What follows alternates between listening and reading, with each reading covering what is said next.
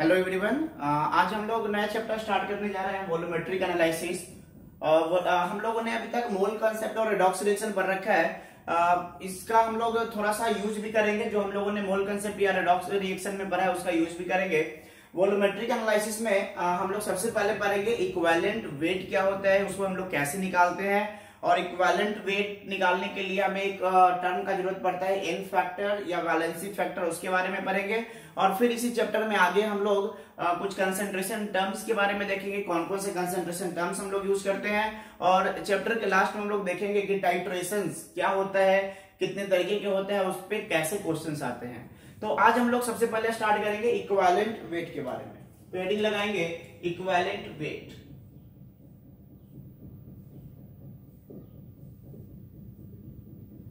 Equivalent weight,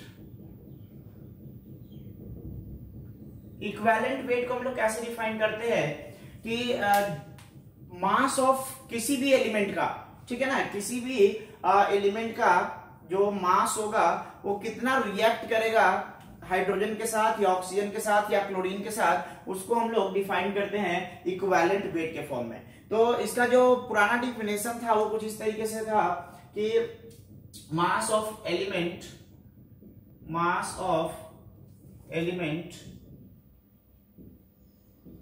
which react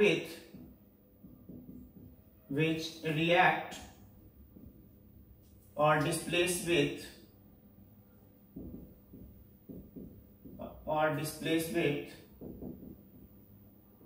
1 gram hydrogen, 1 gram hydrogen, या फिर 1 ग्राम ऐसे लिख दे रहे हैं हाइड्रोजन और 8 ग्राम ऑक्सीजन और 35.5 ग्राम क्लोरीन। ठीक है, तो इस तरीके से डिफाइन करते थे इक्विवेलेंट वेट को कि किसी भी एलिमेंट का वो मास जो किससे रिएक्ट करता हो, 1 ग्राम हाइड्रोजन के साथ रिएक्ट करे, या फिर 8 ग्राम ऑक्सीजन के साथ रिएक्ट करे, या फिर 35.5 ग्राम क्लोरीन के साथ रिएक्ट करे, तो उसका क्या कहलाता है, वो इक्विवेलेंट वेट कहलाता है। मतलब एलिमेंट का कितना मास जो है 1 ग्राम हाइड्रोजन के साथ रिएक्ट कर रहा है, या फिर 8 ग्राम ऑक्सीजन के साथ रिएक्ट कर रहा है, या फिर 35.5 ग्राम क्लोरीन के साथ रिएक्ट कर रहा है। तो जितना एलिमेंट का मास रिएक्ट करेगा ये सब मास के साथ, वही क्या कहलाएगा, उस एलिमेंट का इक्विवेलेंट वेट कहलाएगा। जैसे अगर हम एक एग्जांपल ले, सपोज कि हमने एग्जांपल ले लिया कि Zn plus HCl gives ZnCl2 plus H2। ठीक है, बैलेंस कर लेते रिएक्शन को, 2 लगा दिए, बैलेंस हो गया रिएक्शन। अब देखो हमने क्या बोला है, डिफिनेशन क्या बोलता है कि mass of element which react with 1 gram hydrogen. यहाँ पे ऑक्सीजन और क्लोरीन नहीं, यहाँ पे हाइड्रोजन के साथ देखना पड़ेगा। तो देखो क्या दिख रहा है यहाँ पे कि या तो डिस्प्लेस हो या फिर रिएक्ट हो, ठीक है ना। तो देखो यहाँ पे ये कितना मोल है, 1 मोल है, ये भी 1 मोल है। 1 मोल जिंक का मास कितना होता है, 1 मोल जिंक का मास, मोलर मास ऑफ जिंक मान लो 65.5 मान लेता हूं। तो देखो यहाँ पे क्या देख रहे हो कि अगर ये 65, मतलब अगर ये 1 मोल होगा तो ये भी 1 मोल होगा। 1 मोल H2 का मास कितना होगा, 1 मोल H2 का मास 2 ग्राम। मतलब हम लोग यहां से लिख सकते हैं कि फ्रॉम 2 ग्राम ऑफ हाइड्रोजन, या फिर हम लोग ऐसा लिख सकते हैं कि 2 gram of hydrogen is displaced, 2 gram of hydrogen is displaced, यहां पे डिस्प्लेस हो रहा है ना, हाइड्रोजन बाहर निकल रहा है, इज डिस्प्लेस्ड बाय 1 मोल का मास कितना है 65.5 ग्राम जिंक। ठीक है, 2 ग्राम हाइड्रोजन डिस्प्लेस हो रहा है किसके द्वारा, 65.5 ग्राम। तो कितना डिस्प्लेस होना चाहिए, 1 ग्राम होना चाहिए। तो बताओ 1 gram hydrogen, 1 gram of hydrogen is displaced by कितना हो जाएगा 65.5 divided by 2 into 1 gram of zinc. इसको सोल्व कर लो, कितना आ जाएगा, यही हमारा क्या हो जाएगा, ये जितना आएगा वही हमारा क्या हो जाएगा इक्विवेलेंट, सॉरी ये हो जाएगा 32 पॉइंट कितना हो जाएगा ये 5 और 75 है ना, तो 32.75 32.75।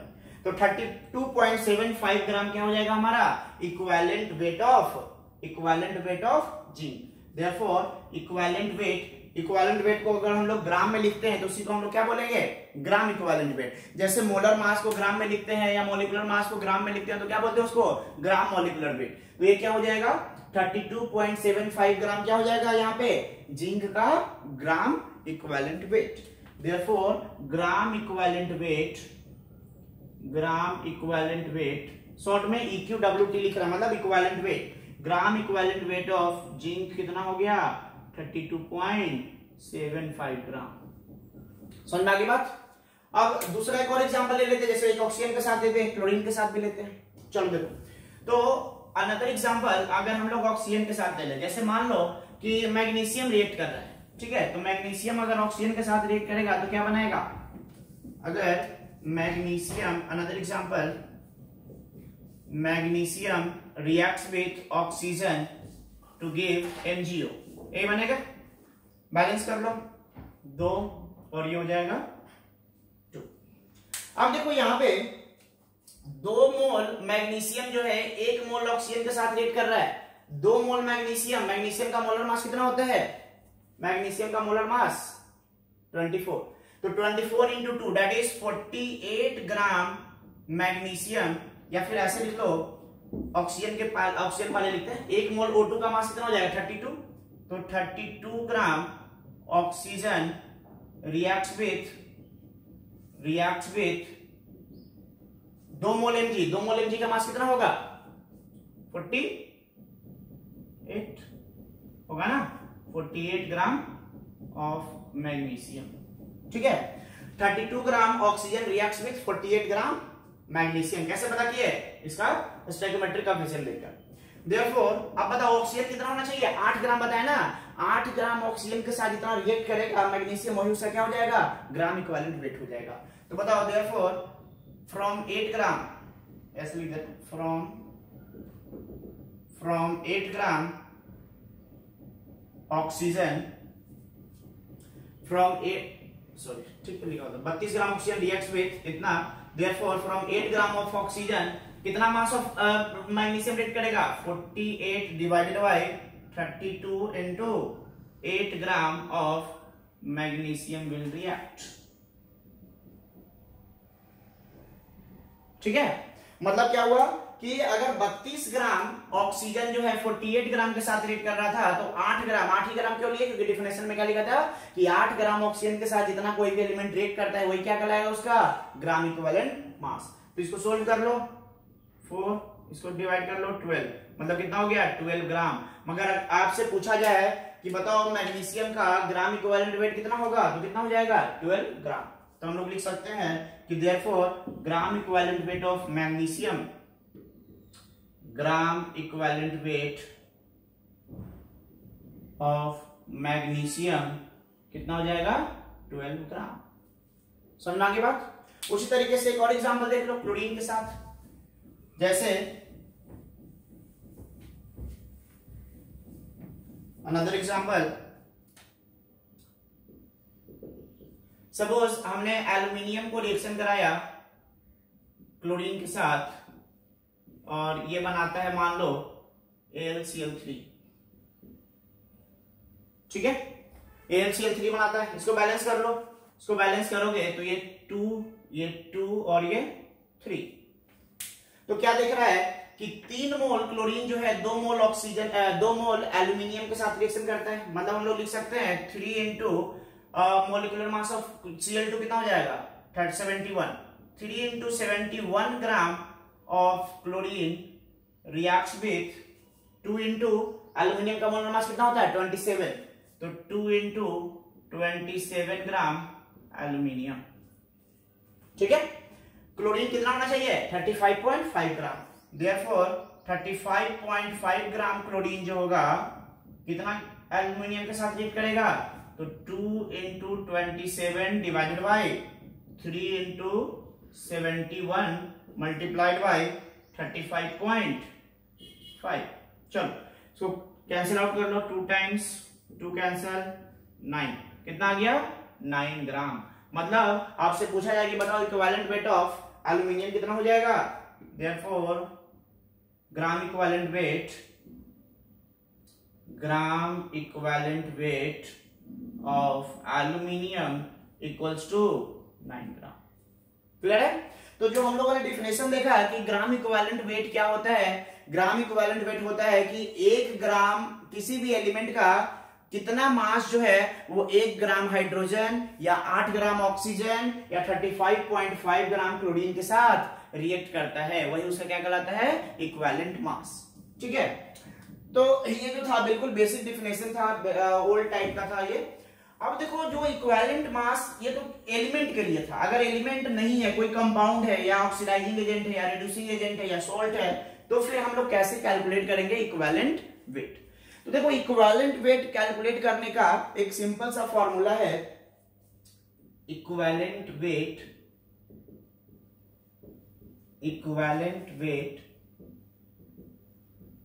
Is equals to molecular weight upon n factor, molecular weight upon n factor, ये फॉर्मूला है। तो कहीं पे भी इक्विवेलेंट वेट कैलकुलेट करने के लिए हम लोग इसी फॉर्मूला का यूज करेंगे, ठीक है ना। तो इस फॉर्मूला को बस ध्यान रखेंगे, equivalent weight equals to molecular weight upon n factor. यहाँ पे मॉलिक्यूलर वेट जो है हम लोग ऑलरेडी पढ़ रखे हैं मूल कंसेप्ट के अंदर कि कैसे हम लोग मॉलिक्यूलर वेट निकालते हैं किसी भी कंपाउंड का या किसी भी स्पीसीज का। अब बात आती है एन फैक्टर का, ये जो है आपके लिए एक नया टर्म है एन फैक्टर। देखो एन फैक्टर को ही हम लोग वैलेंसी फैक्टर के नाम से भी जानते हैं, एन फैक्टर, और इसी को वैलेंसी फैक्टर भी बोलते हैं, वैलेंसी फैक्टर। मतलब अगर आपको इक्विवेलेंट वेट निकालना होगा तो आपको क्या निकालना पड़ेगा, एन फैक्टर, क्योंकि मॉलिक्यूलर वेट तो आपको पता ही है कंपाउंड का कैसे निकालते हैं, वो कैलकुलेट आप कर सकते हो आसानी से। मतलब पूरा का पूरा खेल जो है ये इस एन फैक्टर पे है। मतलब अगर हमें एन फैक्टर पता चल जाएगा किसी भी कंपाउंड का तो हम लोग क्या निकाल लेंगे, उसका इक्विवेलेंट वेट निकाल लेंगे। समझ में आ रही बात? तो एन फैक्टर जो है अब वो क्या होता है उसके बारे में हमें पढ़ना पड़ेगा। तो हम लोग नेक्स्ट स्टडी लगाएंगे एन फैक्टर, या इसी को हम लोग बोलते हैं वैलेंसी फैक्टर। ये क्या होता है, इसको कैसे कैलकुलेट करते हैं, इसके बारे में पढ़ेंगे। अगर ये हमें पता चल गया तो हम लोग इक्विवेलेंट वेट आसानी से कैलकुलेट कर सकते हैं। देखो एन फैक्टर या वैलेंसी फैक्टर जो है, सबसे पहले समझ लो कि एन फैक्टर या वैलेंसी फैक्टर का कोई एक प्रॉपर डिफिनेशन नहीं है। ये हर एक कंपाउंड के लिए, हर एक स्पीसीज के लिए अलग अलग तरीके से डिफाइन होता है। क्लियर? तो इसमें जो पॉइंट है वो हम लिख दे रहे हैं कि एन फैक्टर और वैलेंसी फैक्टर, इसी का दूसरा नाम वैलेंसी फैक्टर भी है। N factor is defined in different ways for different compounds. ठीक है, डिफरेंट कंपाउंड्स के लिए एन फैक्टर जो है अलग अलग तरीके से डिफाइन किया जाता है, एक कोई पार्टिकुलर डिफिनेशन एन फैक्टर का नहीं है। तो हम लोग देखेंगे अलग अलग तरीके के कंपाउंड लेकर के कि एलिमेंट के लिए कैसे डिफाइन होगा, आयंस के लिए कैसे डिफाइन होगा, एसिड के लिए कैसे डिफाइन होगा, सॉल्ट के लिए कैसे डिफाइन होगा, बेस के लिए कैसे डिफाइन होगा, ऑक्सीडाइजिंग रिड्यूसिंग एजेंट के लिए कैसे डिफाइन होगा। ठीक है, तो हम लोग एक एक करके सारे जो जितने भी इसमें अलग अलग टाइप्स के हमारे पास कंपाउंड है सबको हम लोग कवर करेंगे और देखेंगे कि कैसे हम लोग उसका एन फैक्टर कैलकुलेट करते हैं। ठीक है, तो सबसे पहला हम लोग देखते हैं फॉर एलिमेंट्स के लिए एन फैक्टर क्या होता है। ठीक है ना, तो एन फैक्टर जो होता है एलिमेंट्स के लिए तो हम लोग लिख सकते हैं n factor is equals to, जो एलिमेंट के लिए एन फैक्टर होता है वो इसका एलिमेंट का वैलेंसी होता है, is equal to valency of element.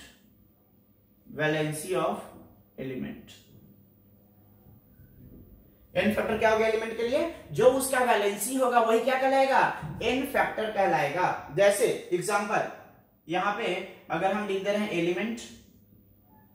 Element और यहां पे उसका लिख रहे हैं एन फैक्टर।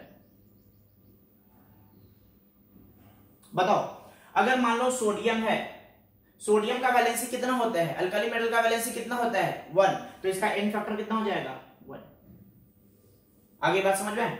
अगर मान लो कि मैग्नीशियम है, मैग्नीशियम का वैलेंसी कितना होता है 2, तो इसका n फैक्टर कितना हो जाएगा 2।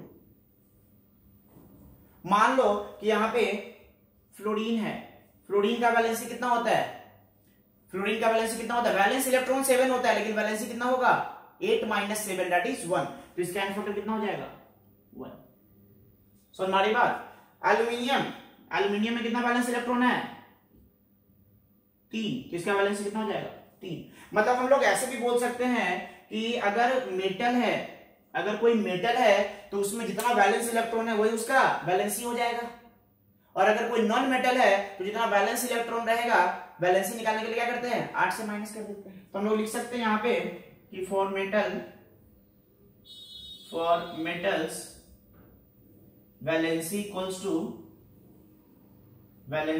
To number of valence electron.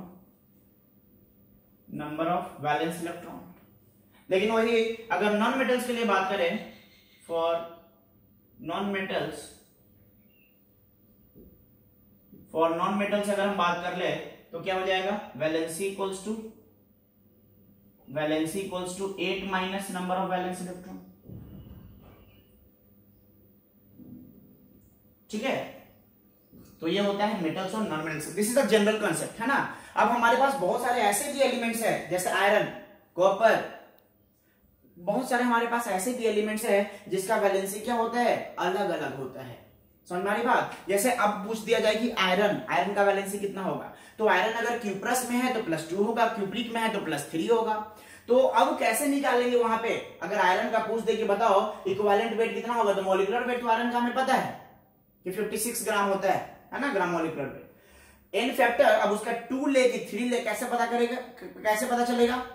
तो इस तरीके के क्वेश्चंस नहीं पूछे जाएंगे कि आयरन का इक्विवेलेंट वेट कितना होगा।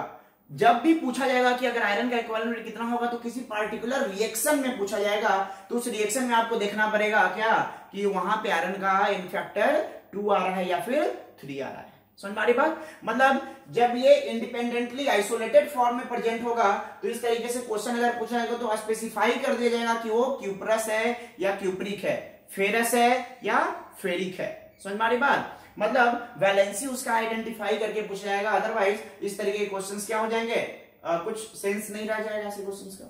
तो जब भी अगर आपसे क्वेश्चन पूछा है कि आयरन का इक्विवेलेंट वेट क्या होगा, तो एक पार्टिकुलर रिएक्शन दिया हुआ रहेगा, उसमें आपको पता चल जाएगा कि आयरन का वैलेंसी +2 होगा या +3 होगा, मतलब उसका एन फैक्टर कितना होगा। तो मॉलिक्यूलर वेट से एन फैक्टर को डिवाइड कर देंगे, we will get the equivalent weight. तो वो भी हम लोग आगे के पार्ट में पढ़ेंगे।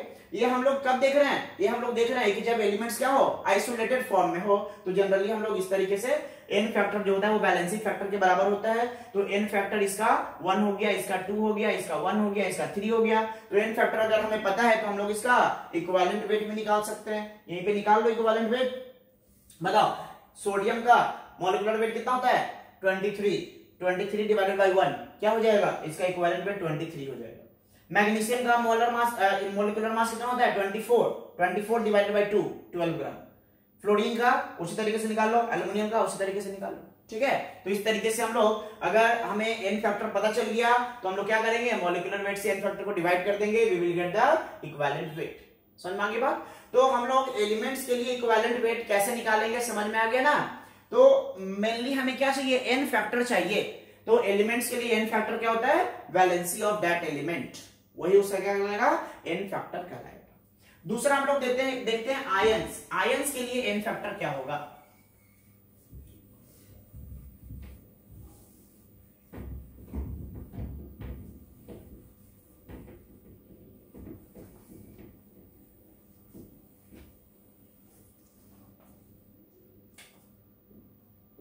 For ions. आयंस के लिए जो एन फैक्टर होता है वो होता है उसके ऊपर कितना चार्ज है। यहां पे आयंस के लिए हम लोग लिख सकते हैं कि n factor is equals to charge on ion का मोड। ठीक है, एन फैक्टर नेगेटिव हम लोग नहीं लेते, हमेशा पॉजिटिव लेते हैं, इसलिए हमने मोड लगा दिया कि जितना चार्ज होगा आयन पे वही इसका क्या कहलाएगा, एन फैक्टर कहलाएगा। जैसे एग्जांपल अगर लिखा हुआ है Cl- तो इसका n फैक्टर कितना हो जाएगा बताओ? इसका n फैक्टर हो जाएगा 2। अगर लिखा हुआ है SO4 2 इसका n फैक्टर कितना हो जाएगा? सॉरी, इसका n फैक्टर 1 होगा। Cl माइनस लिखा हुआ है, चार्ज -1 ही है ना। SO4 2 यहाँ पे n फैक्टर कितना हो जाएगा? 2। अब अगर लिख दिया मान लो कि Fe3+, इसका n फैक्टर कितना हो जाएगा? इसका n फैक्टर हो जाएगा 3। समझ में आ गई बात? तो जो भी आयन लिखा हुआ है उसके ऊपर जितना चार्ज रहेगा वही क्या कहलाएगा? उसका n फैक्टर कहलाएगा। ठीक है, निगेटिव नहीं लेना है, अगर निगेटिव रहेगा तो मोड लगा के उसको पॉजिटिव कर देना है। तो आयंस का n फैक्टर निकाल लेंगे। अगर n फैक्टर पता चल गया तो हम लोग क्या करेंगे? मॉलिक्यूलर वेट से डिवाइड कर देंगे n फैक्टर को, तो हमें क्या मिल जाएगा? इक्विवेलेंट वेट मिल जाएगा। नेक्स्ट हम लोग बात करेंगे for ionic compounds. For third one, for आयनिक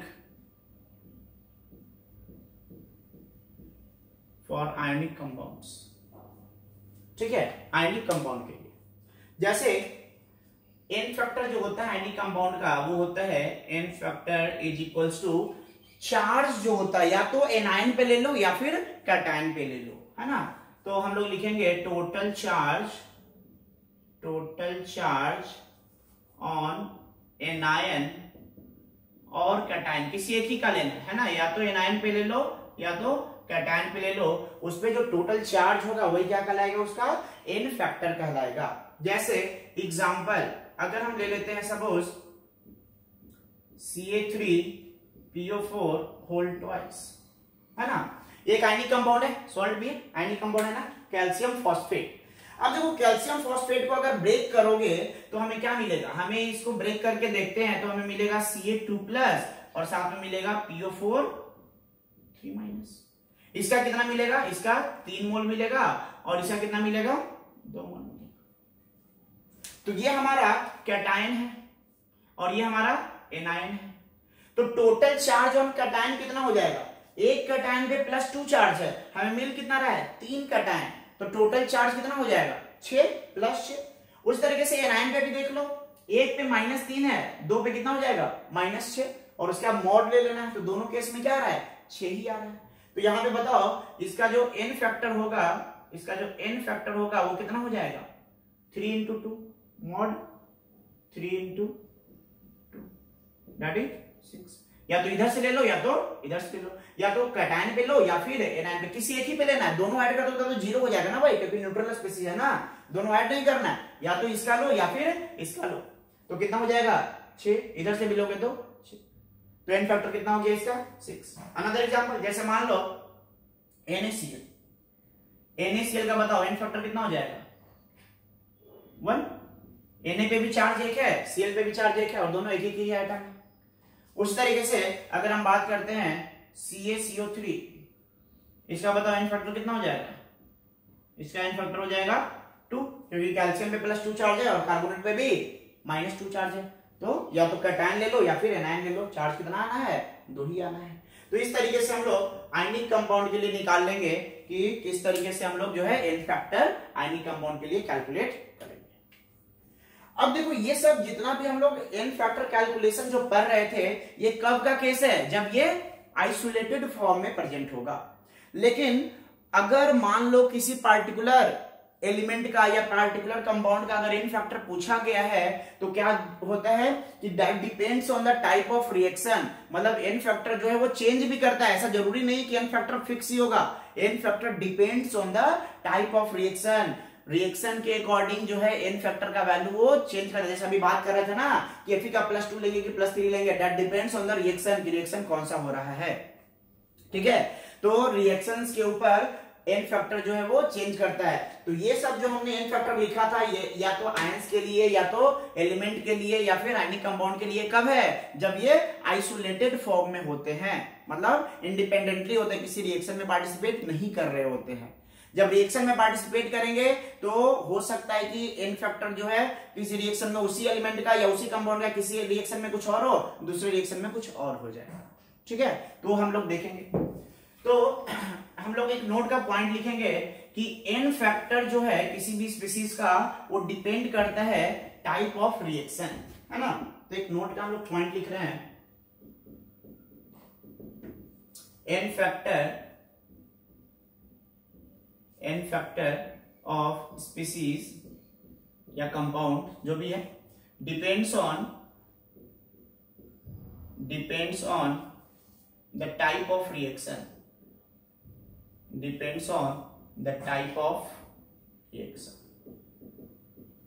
ठीक है।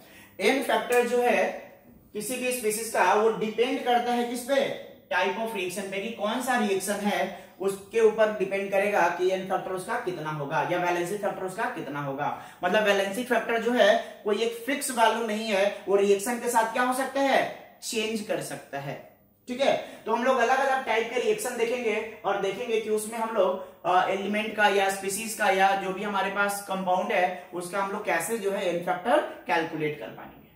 तो हम लोग देखते हैं डिफरेंट टाइप्स ऑफ रिएक्शन में कैलकुलेशन ऑफ n फैक्टर। तो हेडिंग लगाएंगे कैलकुलेशन ऑफ n फैक्टर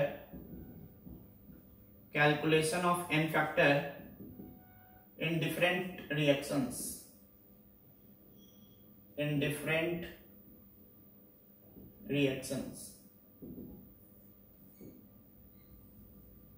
ठीक है। पहला हम लोग इसमें करने जा रहे हैं acid base reaction. Acid base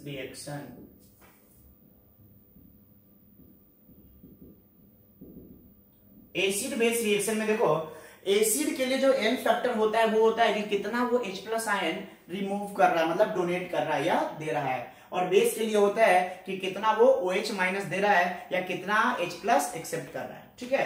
तो हम लोग लिखेंगे कि फॉर एसिड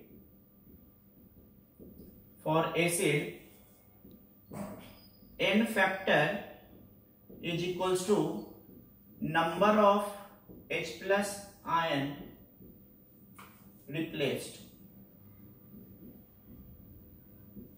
ठीक है। एसिड के लिए क्या होगा, नंबर ऑफ H+ आयन, जितना H+ आयन रिप्लेस होगा वही क्या कहलाएगा उसका n फैक्टर। फॉर बेस के लिए क्या होगा, n factor is equals to number of OH- ion replaced, ठीक है। कि बेस का n फैक्टर क्या होगा, कि कितना OH- वो दे रहा है और एसिड का कितना H+ आयन वो दे रहा है। अब देखो ये डिपेंड करेगा कि रिएक्शन कैसा है, रिएक्शन के अकॉर्डिंग एसिड और बेस का n फैक्टर जो है वो चेंज करता जाएगा। जैसे एग्जांपल एक लेते हैं हम लोग, सपोज हमने ले लिया कि H3PO4 plus NaOH gives H2NaPO4, या ऐसे लिख देते NaH2PO4 प्लस H2O, ठीक है। ये रिएक्शन है। अब देखो यहां पे हमारे पास ये एसिड है और ये बेस है। बताओ यहां पे 3 हाइड्रोजन था, एसिड के अंदर 3 हाइड्रोजन था, यहां पे जो बचा हुआ है सॉल्ट जो बना है इसमें कितना हाइड्रोजन बचा हुआ है, इसमें 2 हाइड्रोजन बचा हुआ है। 3 हाइड्रोजन से 2 हाइड्रोजन बचा हुआ है, बताओ n फैक्टर कितना होगा, 1 हाइड्रोजन जो है रिप्लेस हुआ है, यहां पे इसका n फैक्टर कितना हो जाएगा, इसका n फैक्टर हो जाएगा 1। समझ मारी बात, क्यों 1 हुआ, क्योंकि यहां से 3 हाइड्रोजन था, मतलब n फैक्टर 3 नहीं होगा, ऐसा जरूरी नहीं है, वो डिपेंड करेगा कि रिएक्शन कैसा हो रहा है। तो प्रोडक्ट हमारे पास क्या बन रहा है, एक ही हाइड्रोजन रिप्लेस हो रहा है ना, 2 हाइड्रोजन तो इसके साथ है ही, रिप्लेस कितना हो रहा है, बस एक ही हाइड्रोजन रिप्लेस हो रहा है, इसलिए इसका n फैक्टर कितना होगा 1। यहां पे देखो Na, इसके पास कितना OH था 1, अब कितना OH है, एक भी OH नहीं है, तो इसका भी n फैक्टर कितना हो जाएगा, इसका भी n फैक्टर हो जाएगा 1। तो यहाँ पे एसिड का n फैक्टर 1 है और बेस का भी n फैक्टर 1। अगर यही रिएक्शन मान लो ऐसे कर देते, सपोज इसी रिएक्शन को हम लोग ऐसे लिख देते H3PO4 प्लस NaOH, ये हो जाता मान लो Na3PO4 प्लस H2O, ठीक है। मान लो इस तरीके से रिएक्शन हो जाता, ठीक है। बैलेंस कर लो 3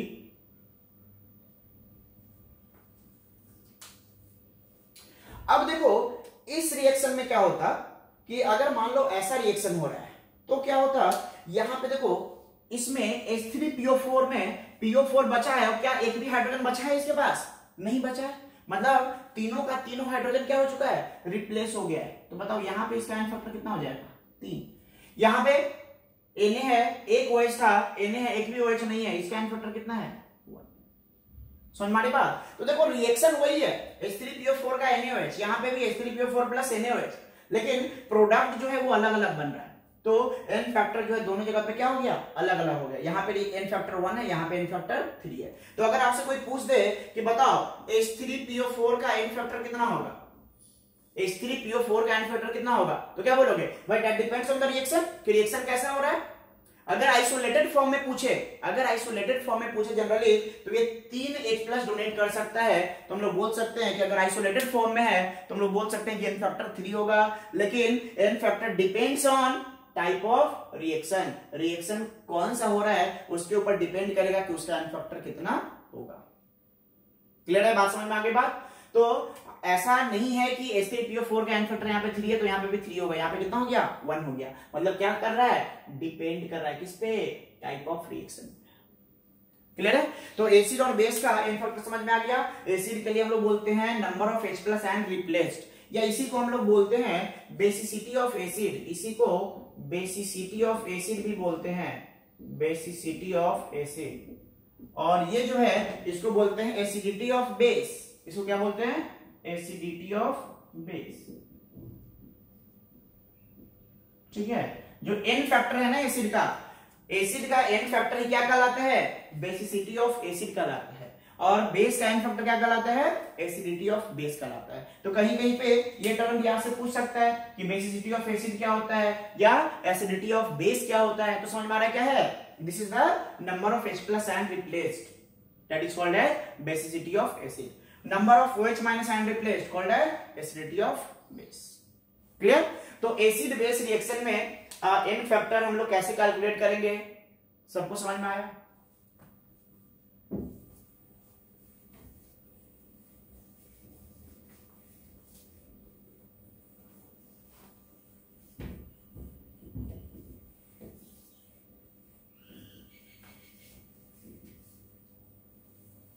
नेक्स्ट हमारा है second one is calculation of n factor, calculation of n factor in redox reaction, in redox reaction.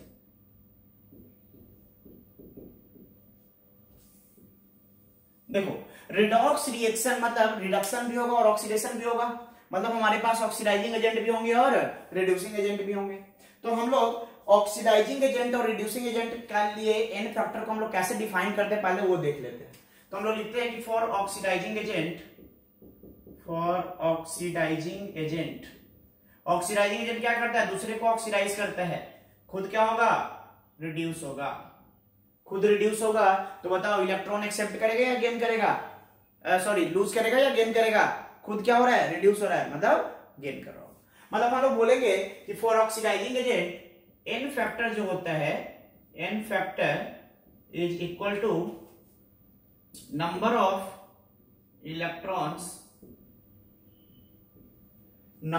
Electrons gained per molecule. समझ में आई बात? कि एक मॉलिक्यूल ऑक्सीडाइजिंग एजेंट कितना इलेक्ट्रॉन गेन कर रहा है वही क्या कहलाएगा? उसका एन फैक्टर कहलाएगा। और कितना इलेक्ट्रॉन गेन करेगा वही क्या कहलाएगा? वो चेंज इन ऑक्सीडेशन नंबर भी कहलाएगा। मतलब इसको हम लोग ऐसे भी बोल सकते हैं, और change in oxidation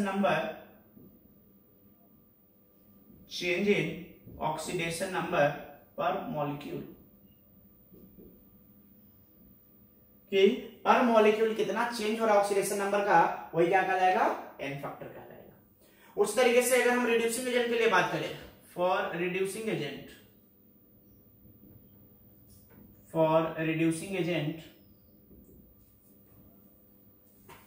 N factor क्या हो जाएगा? N factor is equals to number of electron lost per molecule. ध्यान देना है, यहां पे हर जगह पे क्या लिख रहे हैं, पर मॉलिक्यूल लिख रहे हैं, मतलब एक मॉलिक्यूल के लिए, पर एटम नहीं लिख रहे हैं, नॉट पर एटम, दिस इज पर मॉलिक्यूल, मतलब एक मॉलिक्यूल में कितना ऑक्सीडेशन नंबर का चेंज हो रहा है या फिर कितना इलेक्ट्रॉन का चेंज हो रहा है, that is called as n factor for oxidising and reducing agent. ठीक है, यहाँ पे भी नंबर ऑफ इलेक्ट्रॉन लॉस्ट या फिर चेंज इन ऑक्सीडेशन नंबर पर मॉलिक्यूल। अगर ऑक्सीडेशन इलेक्ट्रॉन लूज करता है या गेन करता है तो ऑक्सीडेशन नंबर चेंज करेगा ही करेगा। तो ये है जनरल तरीका हम लोग एन फैक्टर कैसे निकालते हैं ऑक्सीडाइजिंग एजेंट और रिड्यूसिंग एजेंट के लिए।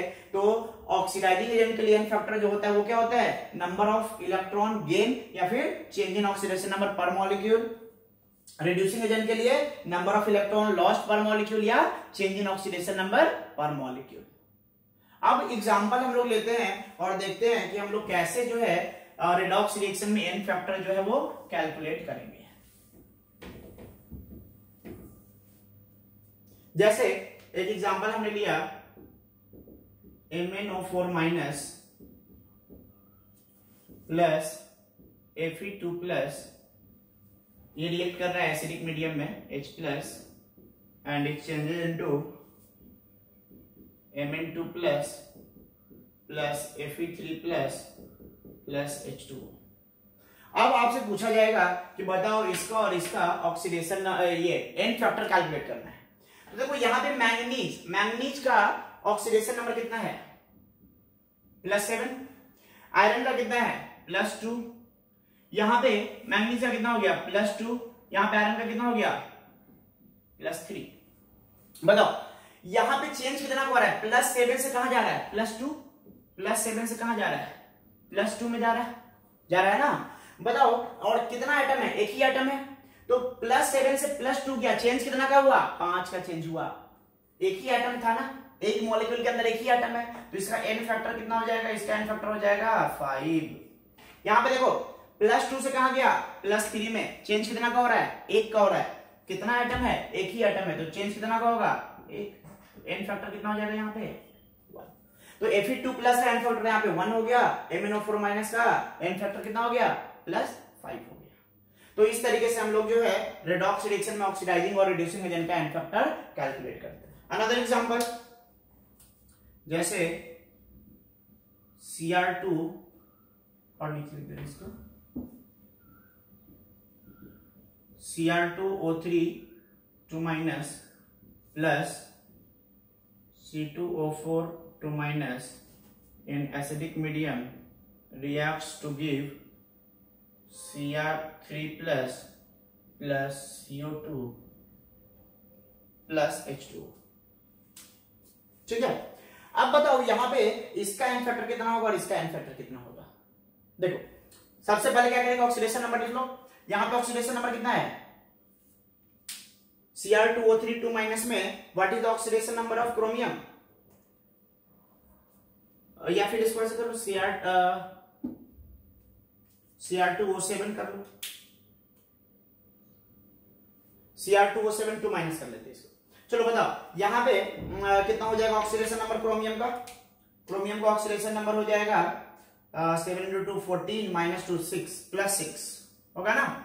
यहां पे कार्बन का कितना हो जाएगा, 8 -2 कितना हो जाएगा, 6 मतलब +3 होगा। यहां पे कर लो, यहां पे कितना हो गया इसका, 3 हो गया। यहां पे कितना हो जाएगा इसका, +4। ठीक है, ऑक्सीडेशन नंबर कैलकुलेट करने के लिए सिखाया है ना, वैसे ही हम लोगों ने क्या किया, इसका ऑक्सीडेशन नंबर कैलकुलेट कर लिया। अब देखो ऑक्सीजन का क्यों नहीं किया, ऑक्सीजन का चेंज नहीं हो रहा ऑक्सीडेशन नंबर, जिसका चेंज हो रहा है ना, जिसका ऑक्सीडेशन नंबर चेंज हो रहा है बस उसी का ऑक्सीडेशन नंबर लिख रहे हैं यहाँ पे। ठीक है, अब देखो यहां पे चेंज कितना हो रहा है, +6 से कितना जा रहा है, +3 में जा रहा है। तो +6 से +3 में जा रहा है तो चेंज कितना का हो रहा है, 3 का हो रहा है। लेकिन है कितना एटम, 2 एटम, अरे 2 एटम है ना क्रोमियम का, तो एक एटम के लिए 3 का चेंज हो रहा है, तो 2 एटम के लिए कितना का चेंज हो रहा होगा, 6 का चेंज हो रहा होगा। तो बताओ यहां पे इसका एन फैक्टर कितना हो जाएगा, 6। यहां पे देखो +3 से +4 में जा रहा है, कितना का इंक्रीज, 1 का, मतलब एक एटम में कितना चेंज हो रहा है, 1। तो है कितना एटम, 2 एटम, तो बताओ एन फैक्टर कितना हो जाएगा, कितना हो जाएगा एन फैक्टर, 2 हो जाएगा। तो इसका एन फैक्टर हो गया 6, इसका एन फैक्टर हो गया 2। क्लियर? चलो एक और एग्जांपल कर लेते हैं। जैसे इसको आप लोग पहले ट्राई करोगे, उसके बाद जो है मैं सोल्व कर दूंगा। जैसे क्वेश्चन है, मैं यहां पे रिएक्शन लिख दे रहा हूं, Cu3p plus CrO4 to minus an acidic medium gives Cr3 plus this is Cu2 plus, just wait, Cr3 plus Cu2 plus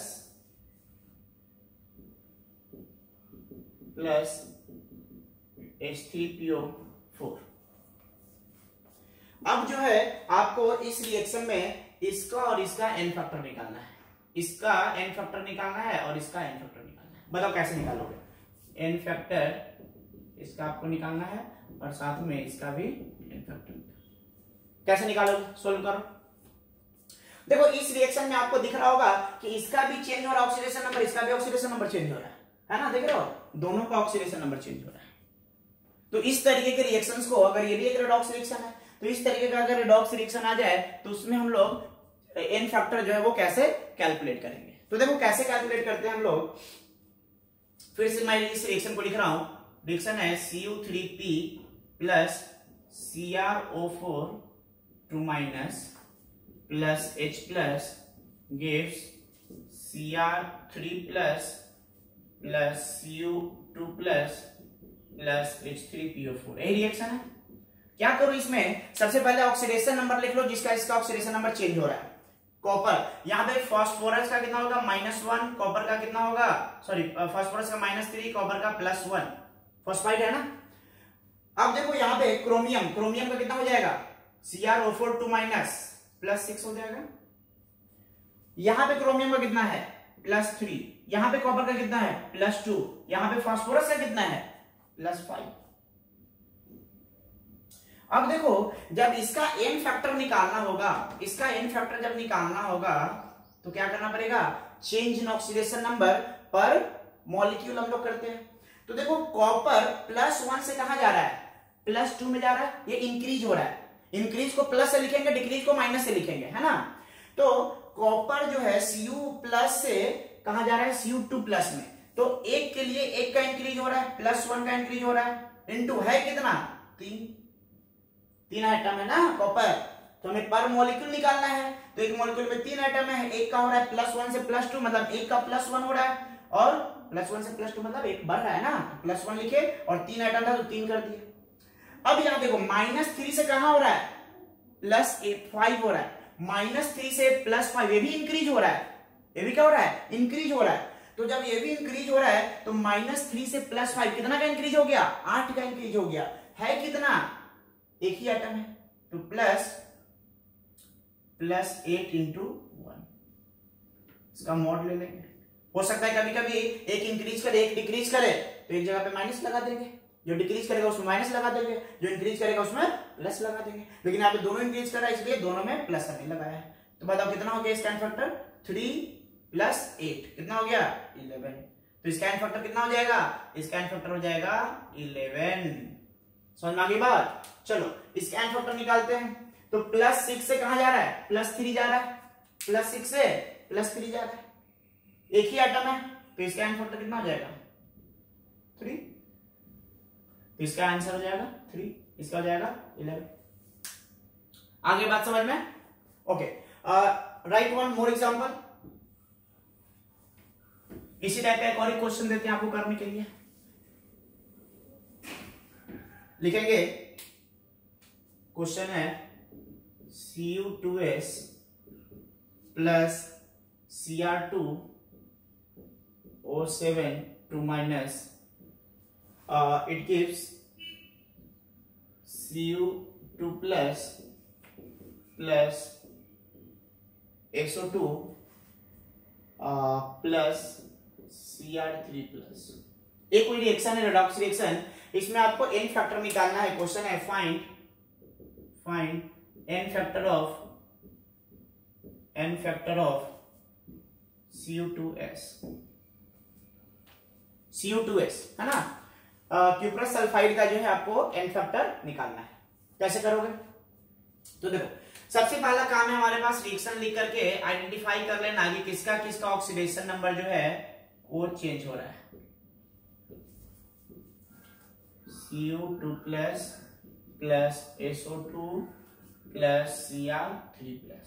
देखो यहां पे कॉपर का ऑक्सीडेशन नंबर सल्फर सल्फाइड के फॉर्म में है, ऑक्सीडेशन नंबर हो जाएगा -2 और इसका ऑक्सीडेशन नंबर हो जाएगा +1। क्रोमियम का ऑक्सीडेशन नंबर हो जाएगा प्लस कितना हो जाएगा 6 है ना। यहाँ पे कॉपर का हो गया +2, यहाँ पे सल्फर का कितना हो जाएगा, ये SO4 में SO2 कर लो इसको, दिस इज SO2। यहाँ पे सल्फर का ऑक्सीडेशन नंबर कितना हो जाएगा, दिस इज +4 होगा ना, SO2 में सल्फर का 4 और इसका +3। तो जिसका इसका ऑक्सीडेशन नंबर चेंज कर रहा था वो हमने यहाँ पे इंडिकेट कर दिया है। बताओ इसका n फैक्टर निकालना है ना, इसका n फैक्टर निकालना है। कॉपर का कितना हो रहा है, +1 से कहां जा रहा है +2, कितना का चेंज हो रहा है, 1 का है, कितना कॉपर 2, तो कितना हो जाएगा +2। अरे 1 के लिए +1 चेंज हो रहा है, 2 के लिए कितना हो जाएगा +2। यहाँ पे देखो सल्फर कितना है -2, यहाँ पे कितना है +4, कितना चेंज हो रहा है +6 का, और है कितना एक ही है तो +6 कितना हो गया 8। तो इसका n फैक्टर कितना हो जाएगा 8 हो जाएगा। समझ में आ गई बात, किस तरीके से हम लोग n फैक्टर निकालते हैं रेडॉक्स रिएक्शन में, समझ में आ रहा है। तो जब भी हमारे पास रेडॉक्स रिएक्शन दिया हुआ रहे तो जो भी स्पीसीज हो या ऑक्सीडाइजिंग एजेंट या रिड्यूसिंग एजेंट, उसमें देख लेंगे कौन सा स्पीसीज का ऑक्सीडेशन नंबर चेंज कर रहा है और फिर देख लेंगे कि पर मॉलिक्यूल जो है वो कितना ऑक्सीडेशन नंबर चेंज कर रहा है, और वही क्या कहलाता है n फैक्टर कहलाता है। ठीक है। नेक्स्ट हम लोग बात करते हैं कि अगर हमारे पास डिसप्रोपोर्शनेशन रिएक्शन हो तो डिसप्रोपोर्शनेशन रिएक्शन में जो है हम लोग कैसे जो है n फैक्टर कैलकुलेट करेंगे। ठीक है, तो नेक्स्ट हमारे पास है calculation of n factor, calculation of n factor in disproportionation reaction.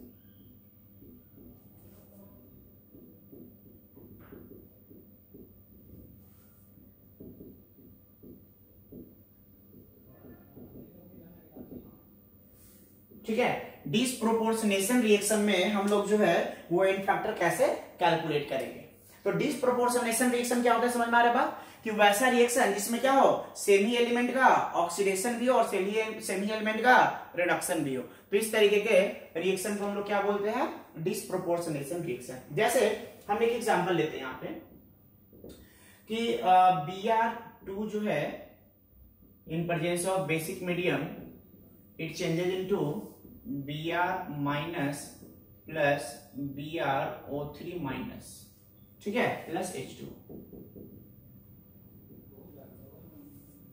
अब आपसे पूछा गया है कि बताइए यहां पे इसका n फैक्टर कितना होगा, इसका n factor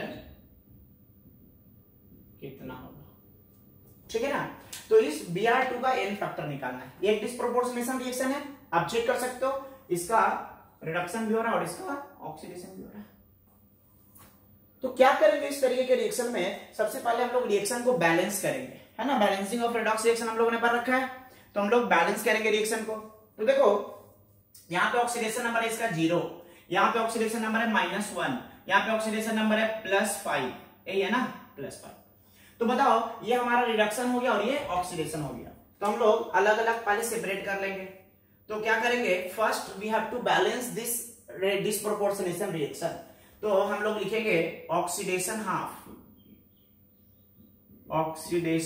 reaction. Oxidation half में क्या हो जाएगा, Br2 जो है किसमें चेंज हो रहा है, ये चेंज हो रहा है BrO3 माइनस, और एक तरफ लिख लेंगे हम लोग रिडक्शन हाफ